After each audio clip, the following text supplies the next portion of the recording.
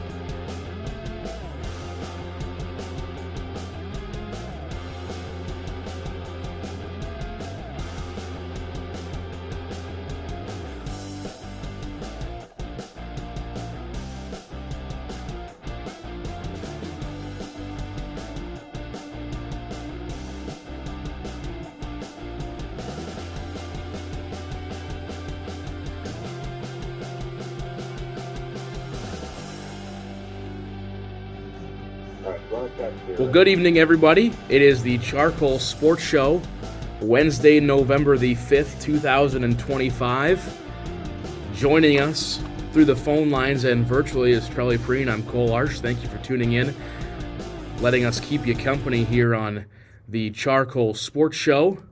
As I believe we've got everything working, so if I do this and I do this, Charlie Prien, welcome to the show. Thank you. Can you hear me all right, or no? I've got you through the radio side. No, it's not through the mic, or you can't get me through the, you got me through the radio side, not through. I've got you on both. No, we're good. Okay, perfect. We are rocking and rolling. Look at that. Look at that. Look at us go. I didn't think we were going to be able to get this. It took me a minute. I had to figure. Yeah, so if I do this, can you still hear me on that side? Yeah, I can hear you. Okay, good. Now I don't have to hear myself twice through my headphones. Hey, look at that. I mean, we are live. Innovation. The radio couldn't hear me for quite some time, but now we're good. My microphone is on now, so Sweet. Now we're all good. And I was wondering why I couldn't hear myself through my own headphones, but bang, look at that. The CharCole Sports Show, 2 different locations. I'm here in the KAOR Studio. Charlie's back at the old humble abode for the weekend, a little extended hunting weekend. How's the drive? Everything go smoothly? Yeah, everything great. I mean, got in enough time to go look around before it got too dark. But great to be back, and might have a couple special guests joining us. Specifically, one white dog during this episode. So hopefully we can have her stop by. We'll see if we can make that happen. Yeah, you never know. You never know what we're gonna get here on the CharCole Sports Show. Got a big show. You're gonna see it here in the scroller in just a little bit. Just some housekeeping items before we get too far into it. We will not have a show next week. No show next week, the 12th. There will be USD men's basketball here on KAOR as they host. Honestly, could not tell you. We'll get to that later in the show as well. But no show November 12th.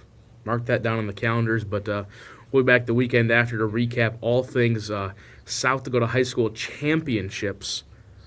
So there we go. That's all the housekeeping I needed to get out of the way. What do you suppose we roll right into this thing? Yeah, let's do it here. I think I've settled in enough to where I'm ready to roll for a show now. All right, well, there we go. That's what I like to hear. As soon as I can. There we go. Bang. Right into the USD sports update. The USD football team got the 26-21 victory over the North Dakota Fighting Hawks. The 8th-ranked North Dakota Fighting Hawks, I might add.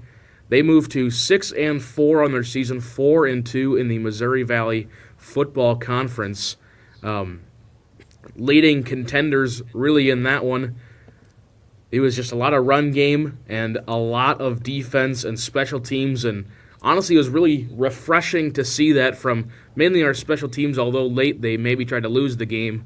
But defensively, we did really well against the Hawks.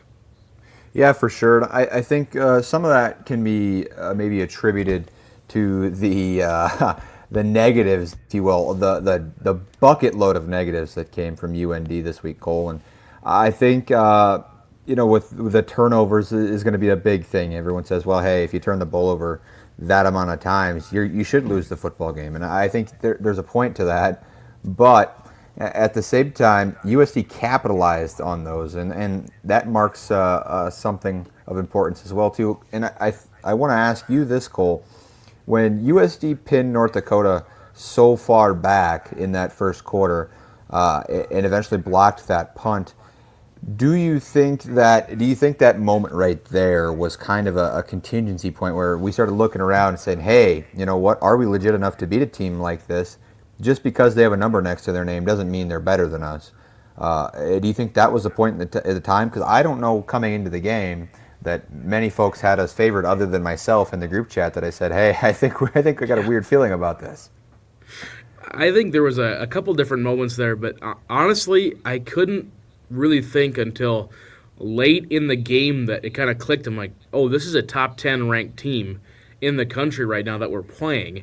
And at that point, we were up pretty big, as you see there from the scoring summary there on your screen. But, early in the game, it just looked like we did really well, and that blocked punt really changed things around. Like, oh, we can compete. And all of a sudden, we're like, oh, we are up 2.5 scores on the number 8 team. Let's keep this thing rolling. And then they kind of showed why they're a really good top 10 team later in the game, but we can nitpick on that a little bit later on, but just enjoy the win. 5-point win nonetheless. A win is a win, especially in the Valley. Yeah, for sure. And I think it turned a lot of eyes, Cole, towards this program this week. And specifically that defense. UND pretty much all year up to that point, not pretty much, they were able to do whatever they wanted to do. They were even able to do what they wanted to do against their pretty darn good Kansas State team early in the season and played them close. So you look at that and then say, well, how does that translate throughout the year? Maybe Kansas State wasn't quite gelled yet because of that transfer portal, but I think it's worth noting that UND played some good teams up to that point, and USD just found a way to capitalize on the mistakes. I don't think USD could be said, you could say that USD won the game. I think that UND lost the game, and it kind of fell into the laps of USD, but because there was a lot of things that went wrong for USD as well. You can't discredit UND in that as well. They went in there. They played a pretty darn clean game of football, I'd say, in that second half more than the first half. But that first half, UND was just out there to lose the ball game, it seemed like, and just kind of enjoying their vacation down to Vermilion. Yeah, it's the first half, again, defensively, 2 interceptions. I don't remember if there's a fumble return or not. You can barely see that on the right side of that screen. There was one fumble recovery by DeJuan Lewis, and then that punt block to the back of the end zone for the first 2 points, really the big key talking points. It was defense and special teams. And you look for us offensively, and Bauman, 14 for 20, 173 and a touchdown. That was a very quiet 173 yards and a touchdown. And then even LJ Phillips, 24 carries, 107 yards, or 106 very yards quiet, and a touchdown. Very quiet 107 yards for LJ, too. It was. And then they brought in Fletcher and Watkins, and then they kept going to this, for lack of better terms, this stupid Wildcat formation and they kept running it. And I'm sitting up there thinking this whole time, first of all, why are we running this? And second of all, I'm thinking there's got to be some other play built into this package. Now, maybe we're going to see it this week. Maybe we're going to see it in the next week. But it just seemed like whenever we ran that Wildcat package, it was very plainly obvious, especially after the first 2 times they ran it, where the ball was going. It was going to the strong side with LJ Phillips. Now, it's all fine and dandy until you get a defense out there like UND, okay, they've run the same thing twice. I think we know exactly where it's going to be. But it just seemed like a very quiet, offensive game. Lorenzo Fenner, just 2 catches, but 83 yards and a touchdown. The offense went quiet. They were on it early. The first 2 drives were huge. Again, going down all the way to the 1 yard line or whatever it was, getting stopped, and then getting another drive for the touchdown to make it 9-0. But then after that, we really didn't see much out of the offense. Yeah, and we've had this conversation. We had this conversation last week, Cole. But what we talked about was how do you explore, what's the word I'm looking for? Not fun, but how do you explore explosiveness as well as maybe a differentiation in what you're doing out there and putting out there for a product? And I don't know if they listened to our show last week and said that you got to change something up, but that Wildcat formation seemed like they were trying to address some sort of statement that was said about them, because it seemed like, Cole, that it was, all right, we're going to line up on a semi-crucial down and line up in the Wildcat, and you're going to have to stop us. Now, Cole, maybe they're setting something up, and that somewhere coming up here, we're going to see a pop pass or an end around out of that formation, and who knows how well L.J. Phillips can throw the ball. But I think they're setting something up, but they're also trying to make some sort of statement in the aspect that, I think we have to explore the options. We have some pretty explosive, that's the word I'm looking for, explosiveness on offense. We have some explosive guys on offense. How do we get them the ball? How do we get the ball into their hands? And how do we get them in open space? And I think the Wildcat is probably the elementary level way of going about that. And it seemed a couple times too that, because eventually they kept lining up in it, like at one point 3 plays in a row. And I'm looking like maybe they're bringing like a Lorenzo Fenner, like a Jack Martins kind of behind the play for like a fake and then a toss back, but it just seemed like there was nothing going. Now, again, it was probably just a big game of chess to try to set something up for this next week, would be my guess. I just don't think you can. There seems to be very little reason to just set up a play against the number 8 team just so we can use the variation next week. But again, a win is a win. Let's enjoy it while it lasts. That was, at one point you could argue, probably the second toughest game in our last 4, because we kind of talked about it. The Illinois State game was probably the easiest out of the last 4. But that's now probably the toughest game as we kind of look ahead to next week. I just don't think that's the game you want to be trying things out on the offensive side of the ball. But no, you never know. But that's what they did last year up in Brookings. So you think about that last year. They go up to Brookings, Cole, and at one of the most crucial moments of the year, we decide to go QB2 in a shotgun snap. How'd that go, Cole? You remember? Well, we had to, because Bauman got snapped back on a sack and lost his helmet, so he had to come out for a play. You are right. But it did not work well. He fumbled the snap, we lost 6 yards, and Leyland missed the game-winning kick short by a yard. So if my memory serves me correctly, which I believe it does, because that was... Getting cute against the Bunnies isn't something that the Yotes are scared to do, I'd say. Well, you never know what they're going to have to pull out, as we've been talking about the next game for South Dakota. First of all, the Valley standings. Sure. Currently sit solid there in third. NDSU, I don't think there's any debate that they are the title favorites. Not even just the Valley title, but the national title favorites. North Dakota, that was just their first loss.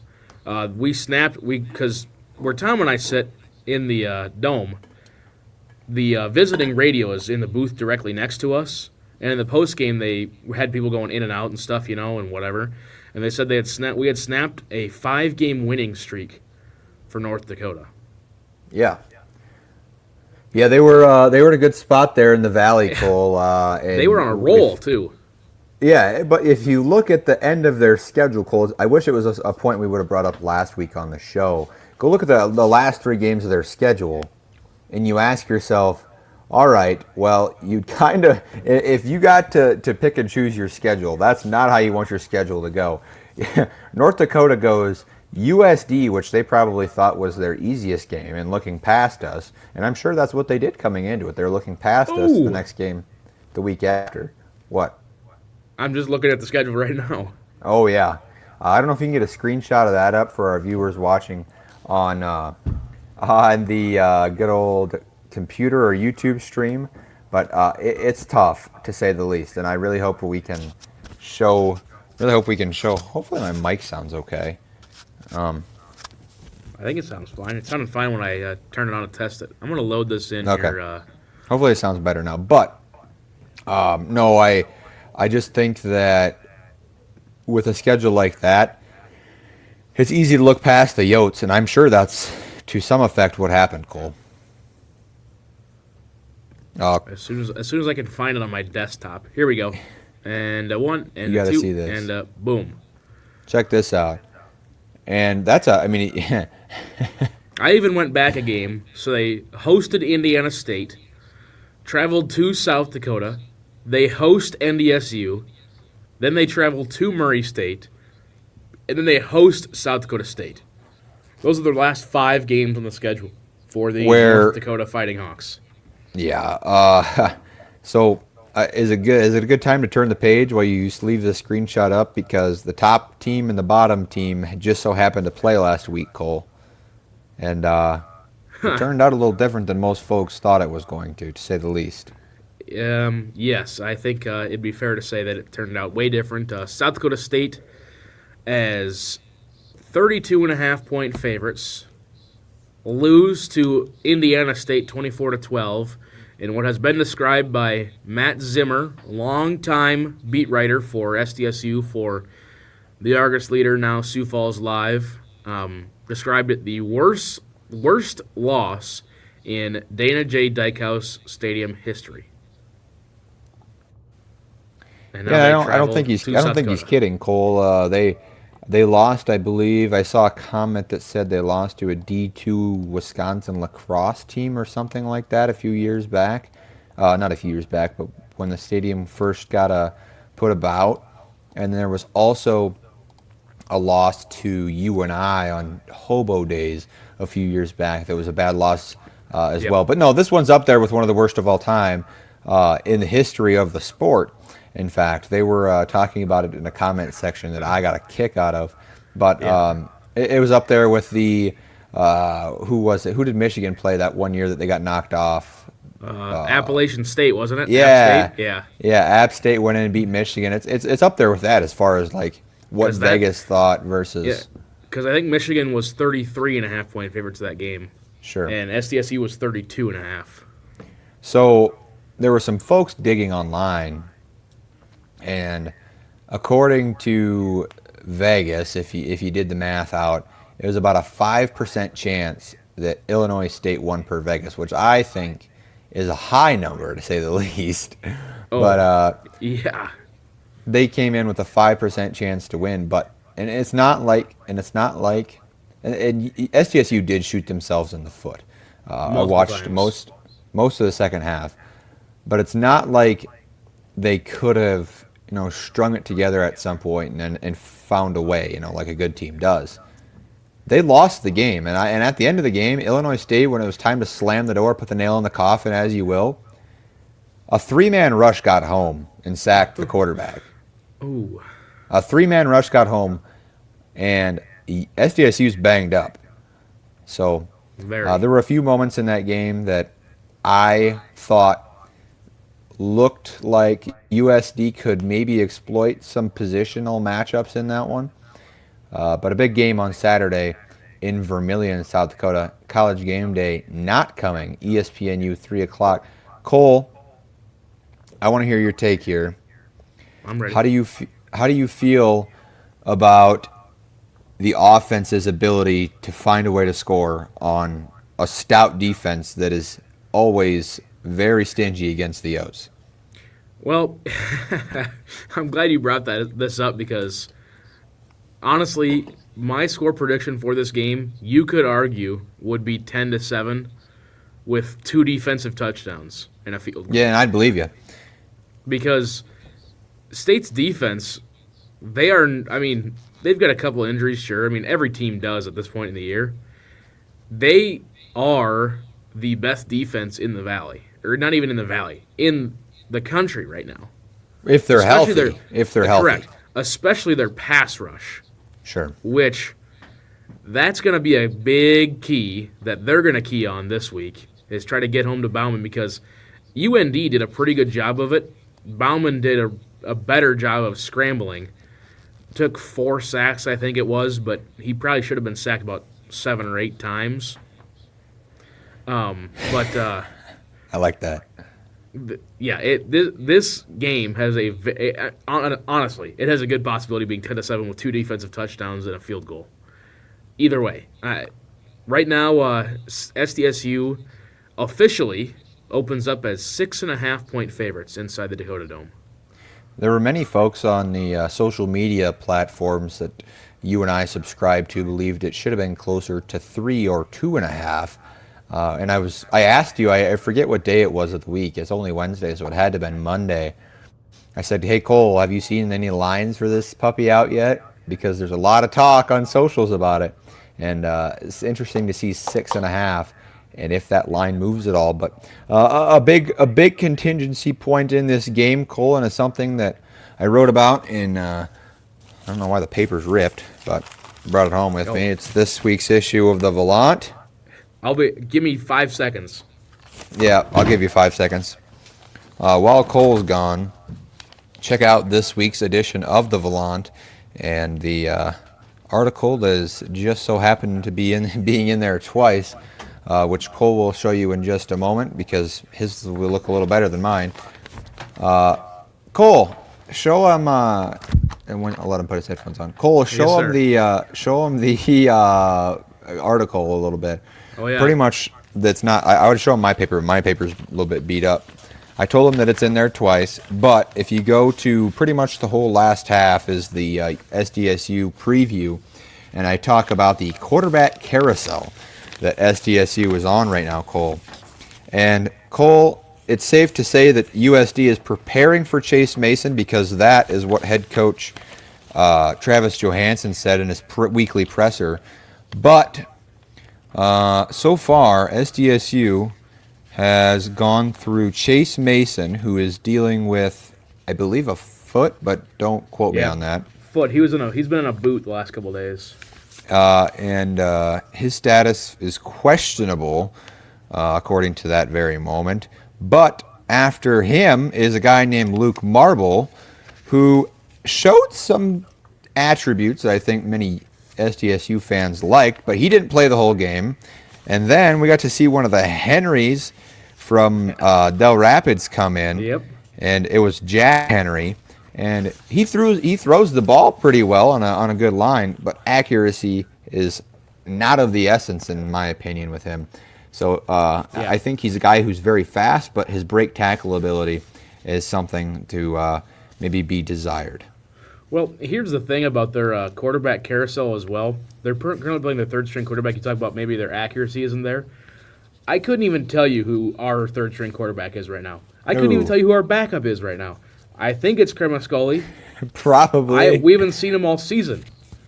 So it just... Yeah, here's the deal. No. Now that you said that, we're going to see Nevin on Saturday. Nevin needs his little... After last year's ordeal up in Brookings, he needs revenge. Maybe. Needs to get right. Honestly, to bring him in like a wildcat formation, he's a decent runner. Yeah. It's just when it's cold and you haven't handled a snap all game, and then fumble a shotgun snap. But again, a lot of nerves running through. Yes, his article is in here twice. I've read it twice now. Have you? No, sure. I read the top one and then the bottom one. And then flip the page. Oh, not on here yet. I think I'm on the back page here. Yeah, sure enough. Give a plug. We'll get to this in a little bit, but got to give a shout out to Caden Colm. Shout out the boys in 101 watching right now. Wrote the old soccer recap, as we can Move on to that in a second. They lost 1-0 in their first ever home postseason game. First ever time hosting. I got to skip ahead a couple. There we go. USD Soccer Recap. Now I press this button. There we go. First ever home playoff soccer match in program history. Took a 1-0 loss. Kansas City's Olivia Platt scored in the 16th minute. They had the 20-mile-an-hour wind at their back. Their offense was playing very hard. And then neither team scored in the remaining 75 minutes. No. Those remaining 75, Cole, I watched most of those, I guess, on my phone. Kansas City wasn't trying to win. They were just kicking the ball and stalling it out for those last 75. That was boring to watch. Oh, yeah. No, yeah, trust me. Trust me. Then it started getting physical. Had a combined 29 fouls called. 5 yellow cards as well. That's the record for most I've ever seen in a match, including one for head coach Michael Thomas. Yeah. But I will say most of them were justified. The officiating crew, now, you and I both know this. We're both usually pretty big proponents and for officials, no matter what the sport. And I don't know much about soccer, but when I have a former soccer player sitting to my left running the scoreboard, another former soccer player sitting to her left, just kind of, I think it was writing an article for the paper. And then we've got our soccer SID, assistant SID, then Zach. So no offense to him. And then we've got Daniel Versteg way down at the end. And we pretty much all agreed at halftime that, I mean, there was a blatant out-of-bounds call right in front of the, it was also a code red event, so a lot of students were there, which made the chants interesting. There was a blatant out-of-bounds call that was it was off of us. And they gave it to they gave it to us, like it was off of Kansas City. And that's just how, I mean, it was equally bad. And the student section, if I had $1 for every time they chanted, "I'm blind, I'm deaf, I want to be a ref," I'd have probably $15. Yeah, it got physical, and then they were starting to count down because their goalie was just taking forever to do goal kicks. That's funny. Anyway, so there's that. Yeah, they stalled that puppy out for sure, but no, it was a good season. 388, yeah. I mean, they end the season 7-6-6 with a 3-4-2 mark in the Summit League. Again, last season they won 2 matches total. This is a huge improvement. They had a lot of them. Those 6 draws, probably 3 of them they should have won. So they left a little bit on the table, but going to graduate 7 seniors, I believe, from the that's quite a soccer few squad. That is. But a lot of great young players, including Summit League newcomer of the year, Clarissa Vega, redshirt freshman. They can keep her. She's going to be really good. Yeah, we had that conversation a little earlier this year. Like, what does the soccer transfer portal look like? I mean, I'm sure it exists at the high levels, but Kansas City got two of their best players. I believe it was their leading goal scorer on the season was a transfer from Columbia College. And then her twin sister was also a midfielder. And then their second leading scorer was also a transfer in from, I can't remember, Daniel Versteg, which I just want to say does a very good job announcing. He does stuff for Morningside, comes up and helps us with like volleyball and soccer whenever he can. He clearly did a lot of research, and he was giving whole backstories on every player, and you have to do that. I mean, it's a 90-minute match. Yeah. A lot of downtime to fill, but yeah, there you go. Anyway, shout out the Caden Colm article, the Charlie Prien article about volleyball. You might as well move on to that, right? What about the? May as well. Let's just work through the paper segment? every 2 weeks. Let's just work through the paper. Good. Next week we might as well not even have a show if we're not going to paper. That's right. Well, true. Well, we aren't going to have a show, and we also will not have a print. So coincidence. It just kind of works. Volleyball sweep St. Thomas. They fall in 5 to SDSU. Moved up to second in the Summit League with a sweep over St. Thomas, and they're now back into third. Opened with a 3-0 win over St. Thomas Friday in St. Paul. Audrey Nelson led with 11 kills. Morgan Bodie with 9. Setter Avery Van Hook recorded her 3,000th career assist. Cameron Ferris had 21 digs and 2 aces. They held the Tommies to a 117 hitting percentage. 7th time this year they've held an opponent below 150. That's some good investigative journalism right there. It's not too bad. Less than 48 hours later, they met South Dakota State in Brookings for the second Interstate Series match of the year. Jackrabbits claimed a 3-2 win despite a strong offensive night from USD.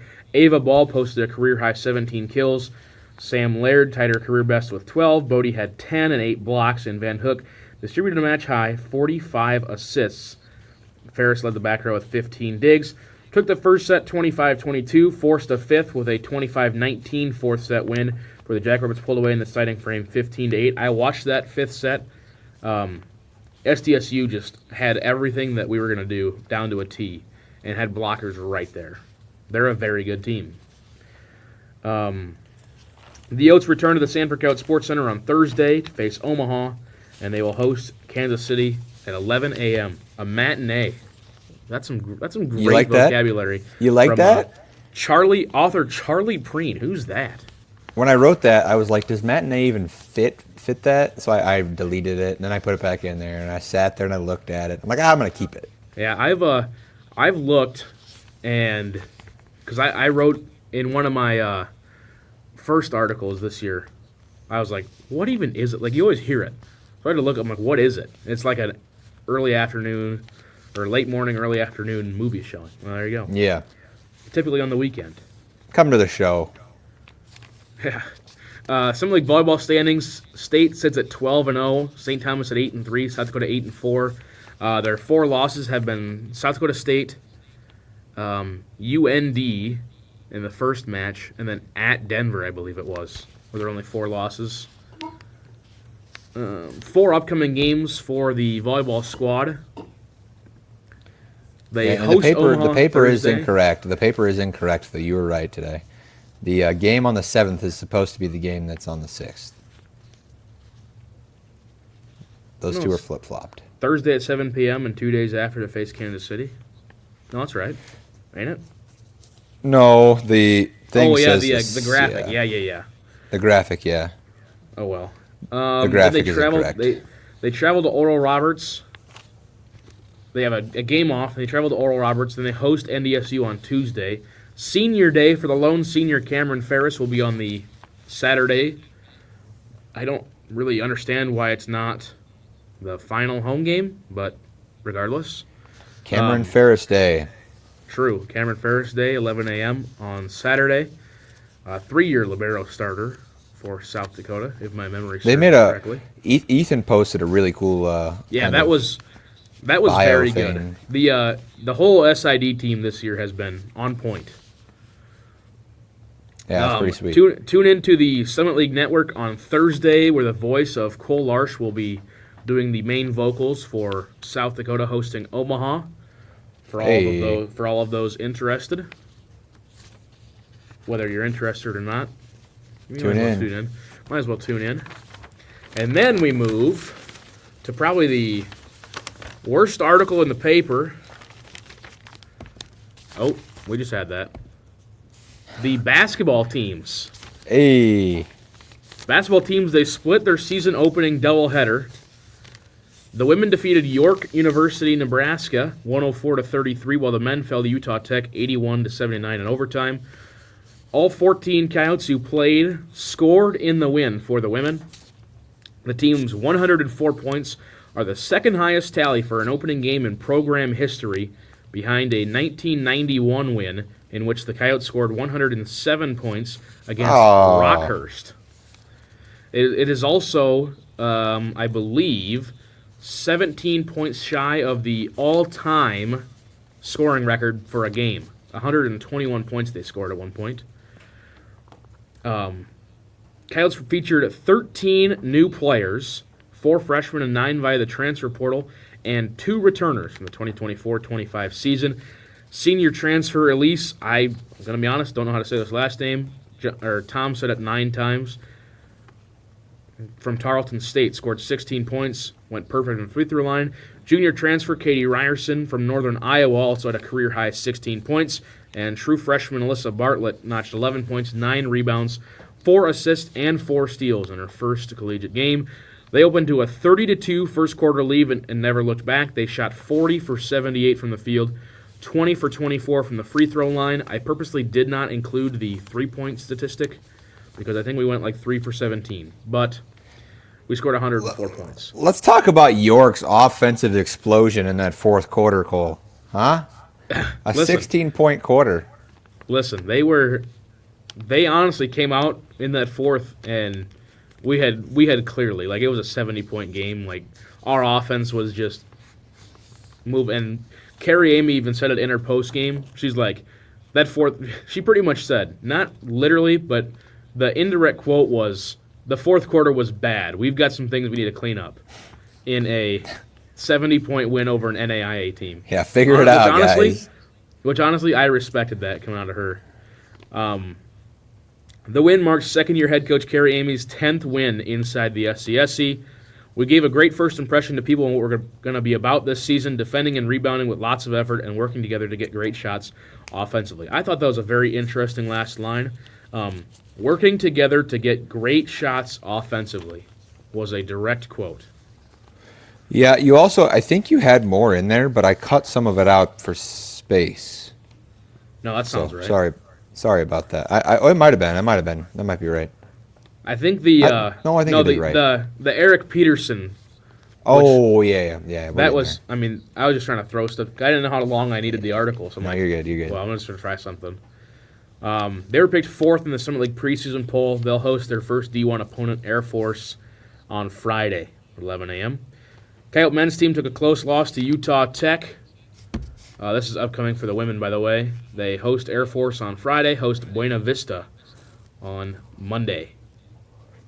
Both games, I'm sure, right here on KAOR, 91.1 FM in Vermilion. The Coyote men's team took a close loss to Utah Tech for the second time in as many seasons. South Dakota fell 81-79 in overtime. Leading returner and junior Isaac Bruns led South Dakota with 23 points on 8 for 24 shooting. Redshirt freshman Evan Anderson had 10 points in the loss.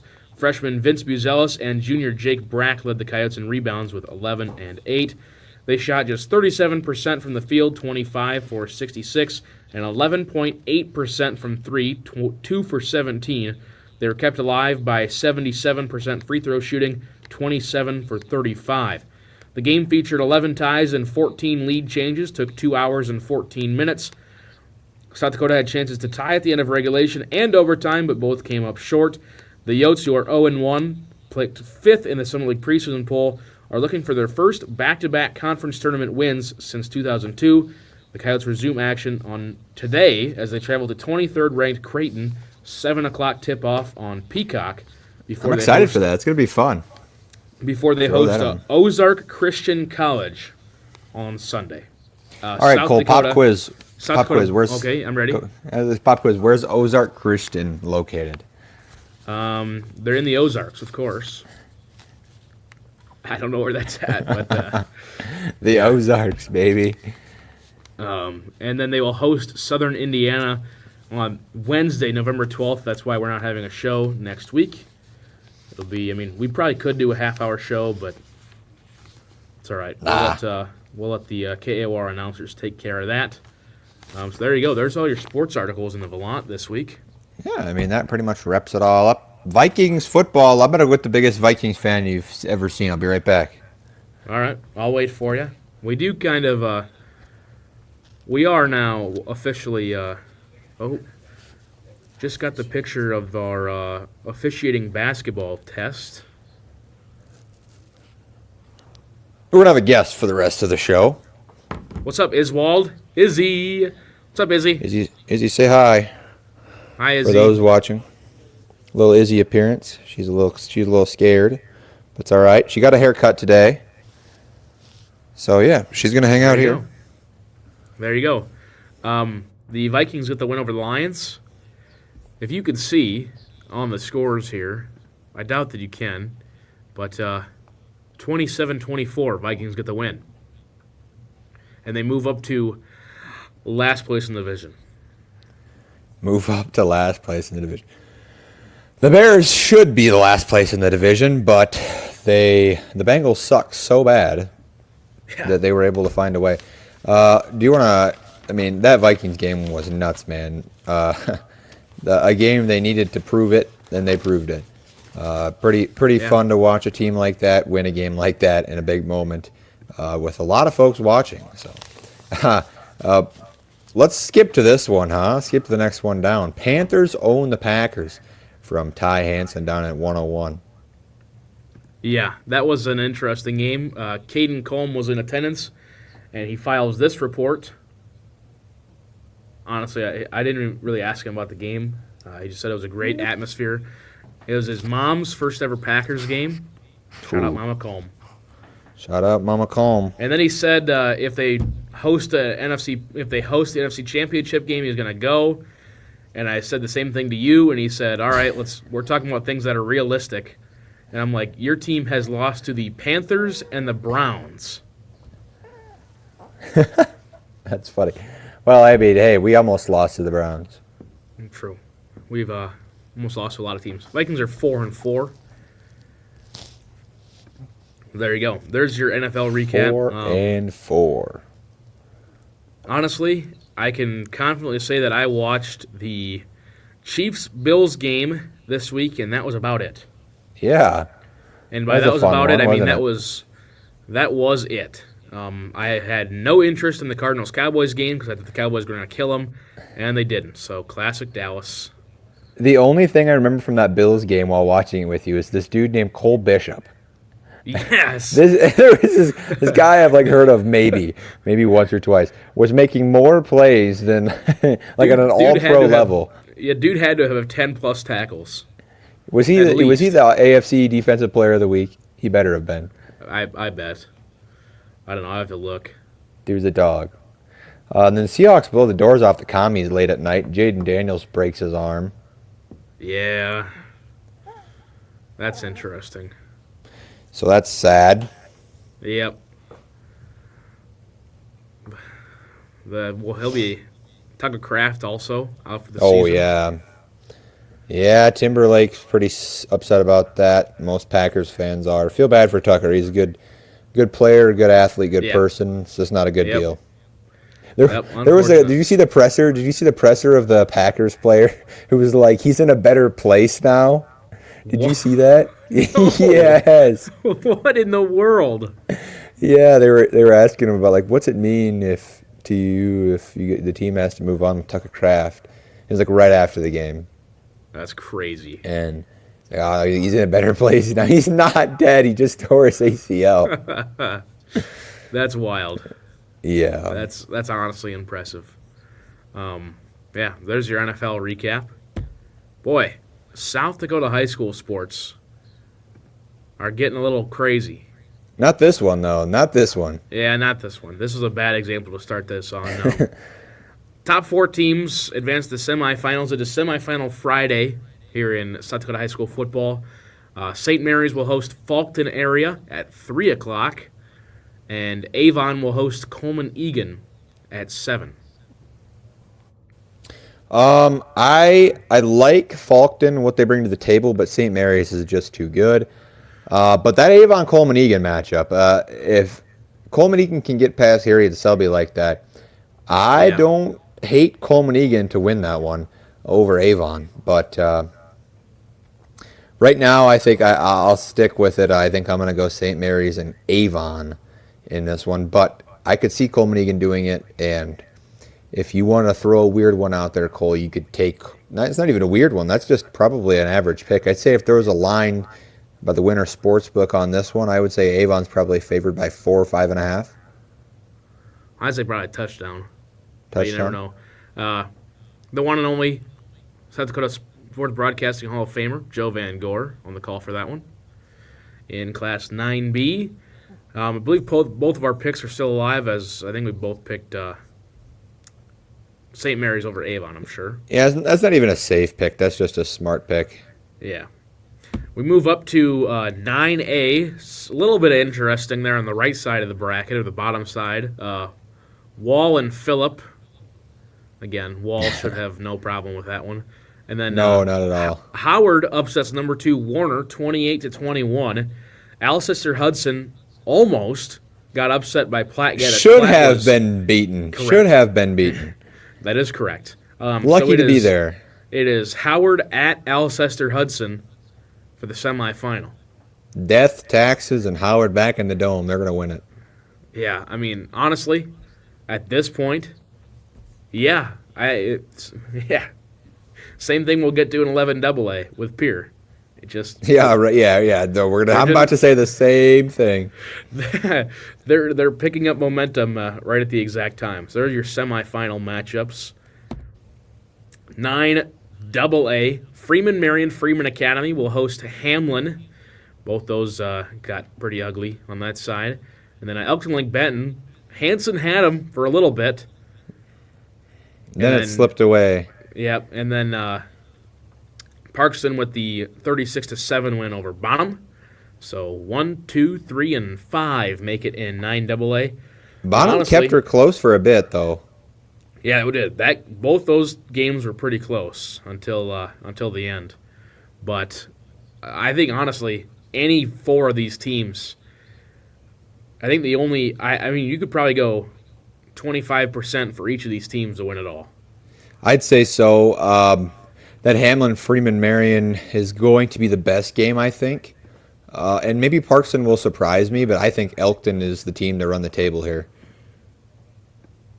Yeah, I would agree with that one. It's going to be an interesting matchup for sure. Yeah, 7 o'clock for both of those tomorrow. We move up to the 11-man, 11B. EPJ and Dual, and then St. Thomas More and Clark Willow Lake. Clark decided to make it scary for a little bit, that's for sure, Cole. For like 3 quarters. I know, and then they decided to kick it on. I could not believe the score. It was a boring little slug out. Winter was starting to play their style of football that they always do. They slow you down, they mog you down, they get you to take your time, come up to the line. We play on our pace, 3 yards in a cloud of dust, and Clark said, we're not doing that. And they run away with that. But that's how you beat Winter. If you have better talent than them, that's just what you do. Yep, and they just Winter's so good at holding on to the football that if you can get them to cough it up once, that's how Winter got past Springs. Was they just held on to the football, didn't turn it over once. Yeah, that's how you do it. So EPJ and Dual, I'd like to say Dual has a chance here, and I think they might actually. I think they're going to have a better chance than. They're going to have a better chance than a guy thinks. I think both of these Northeast teams are going to have good chances here.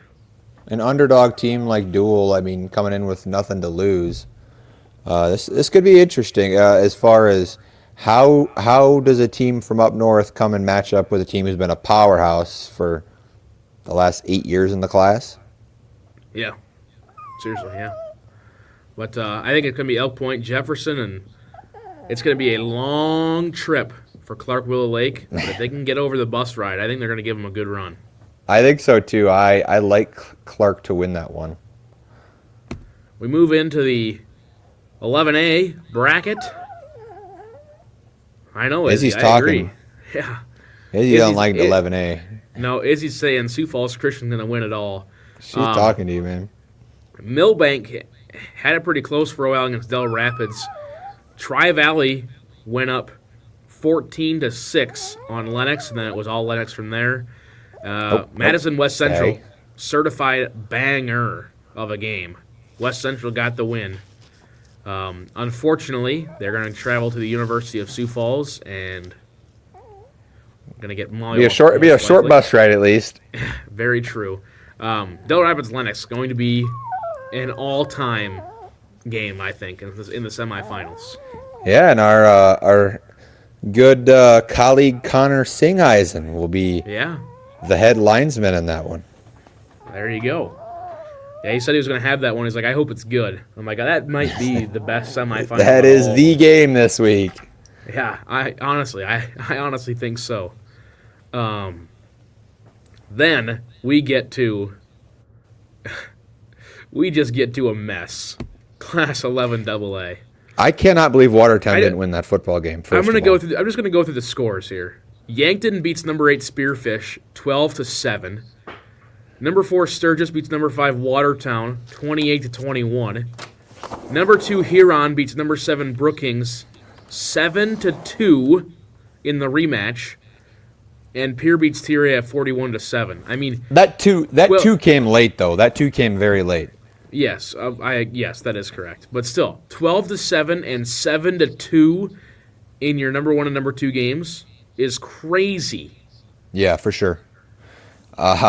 So I mean, hey, Spearfish played Yankton closer than the guy thought, right? How does Sturgis play Yankton now at Crane Youngworth? That's a heck of a bus ride, though, to go from Sturgis out. I mean, and Spearfish had a heck of a bus ride, too, but Sturgis has to get on the bus, roll out there. I don't know. It's just there's such an advantage going that far.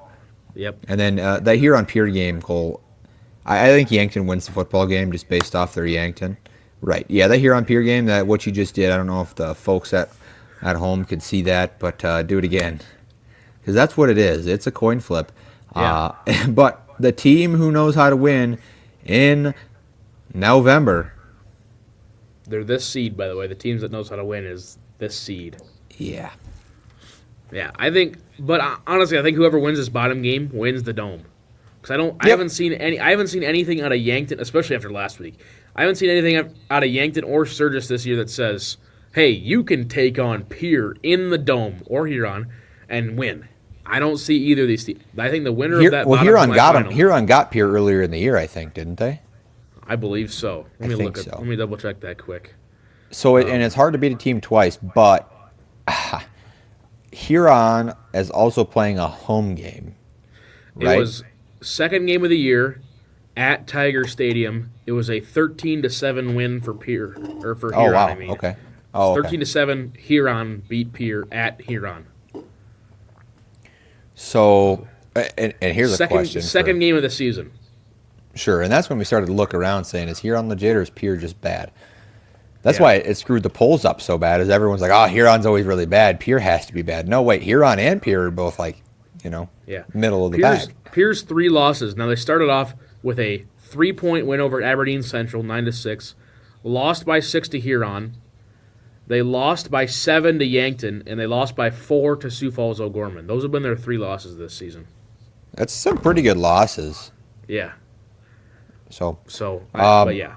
One of my picks of the week is in the 6th game of the 11 AA bracket, so I'll wait on my pick for that one.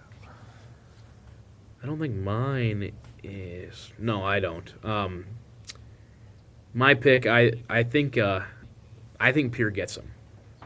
That's what I think. And I think Pier wins as John Acree said last week. I think Pier, all this noise, and Pier gets them. Anyway. Oh, shout out the Locker Room Sports Show up next on KAOR 91.1 in Vermilion. They're just showing up. And I wonder if they got their mics yet. Maybe. I'll have to ask them. And we're making really good times. Let's continue that. Yeah, let's do Class 11 AAA, Harrisburg somehow defeats Sioux Falls O'Gorman. Did O'Gorman? What happened? I gotta know. I gotta know. I have no idea. Zero clue how this happened, but I'll take it. Because we talked after the show, I'm like, that is a losing pick that I just made right there, and it was 17-3. But I'll take it. I like it. Maybe I know ball. You want a weird one, that? Cole? No, I don't know, Cole. I mean, I'm not gonna give that to you, Cole. Let's talk about a weird one though. Game 3 at Howard Wood Field. Lincoln and Rapid City Central play an early one. Rapid City Central led in that game, I think, all the way up to like halfway through quarter number 2. Yeah, it was pretty close to halftime. They led. It was unbelievable. And then Rapid City Central did not score another touchdown. It was all downhill from there. Yeah. Yep. Sioux Falls Lincoln decided, hey, we're really good. Let's show it. I still think the Lincoln over Brandon pick, I think what both of us had, is still going to be very much in play. I think so, too. Their quarterback play, their offensive line is huge. I didn't realize how big them boys are. They're big. Oh, yeah, they're big. There we go. We'll have to make our official dome winner predictions, once we know the matchups on Twitter. Because, again, no show next week. You lost on the Pfeiffer thing, Cole. I did. Of course I did. You did. Well, who won? Oh, he's on a podcast. That don't count. If preseason, hey, listen to this. If preseason games don't count, that don't count. Clip it. I'll stand Clip by that. it. Clip it, man. Clip that. Clip that. I think preseason games should count, and I'm in the lead. Tell him. Probably not going to happen. Anyway, picks of the week. Oh, here's our Dome winners, by the way. So far, all of your winners are still intact. I only can win 6 games from our original predictions. But honestly, not too bad. In the semifinals, and we've got 13 out of the 14 teams each. Not terrible. I mean, shooting decent. Not too bad. Picks of the week. Here we go. Standings. This guy's in the lead. Had a 5-2 week last week. I'm at 59.7%. Charlie went 2-4, dropped another 0.7%. Got really lucky. Oh, you should have had one more win in there. That's my bad. You should have had Vandy in Texas because Vandy did cover the 3.5 they closed. But anyway. And Vandy probably could have won the game if they decided to recover the onside. Did you see that game? No. The last 2 minutes of that game are nuts. Vandy should have won the football game. Of course. Well, classic Vandy. They don't know how to close big games, unless it's the Neither 1 did year Texas. against Bama. There's our picks of the week. Nebraska covered, which is why we consider those a win. Our picks this week. Hang on. There we go. I am traveling to the All Nations Championship game in Class A. Defending champions Winnebago are taking on Todd County. Winnebago has let up less than 50 points this season. Todd County let up 42 points last week. This game is inside the Dakota Dome on Friday. Not sure the time. But give me that. And I also have Clark Willow Lake over St. Thomas More in 11B. I got a little 9AA action. I'm taking Hamlin over Freeman, Marion, and Freeman Academy. And then just to make sure that I'm happy, no matter who's in the dome, I'm going the inverse on my AA pick. I'm taking Huron over Pier just so I can be happy. One of my things can hit for this show. My college pick, I got Iowa, number 20, Iowa over Oregon. Oregon ain't going to like coming into Iowa. And I like that 6.5 a lot. And then I have Bama minus 10.5 over a LSU team who's losing everything right now. Great pick. I've got Texas Tech to cover 10.5 against BYU in the 7-8 matchup. Texas Tech's number 8. BYU, they're pretty good offensively, not as good defensively. Texas Tech is very good defensively and very good offensively. I also have Navy, 25.5-point underdogs against Notre Dame. There's a really good chance Navy wins this football game. Sure. And yeah, 25.5 is a terrible. I like that actually a lot. Cool, good pick. And then I've good got find there. The Colts to cover against the Falcons and the Steelers +3 against the Chargers. I got the Bucks minus 2.5 over the Patriots and the Chargers minus 2.5 over the Steelers.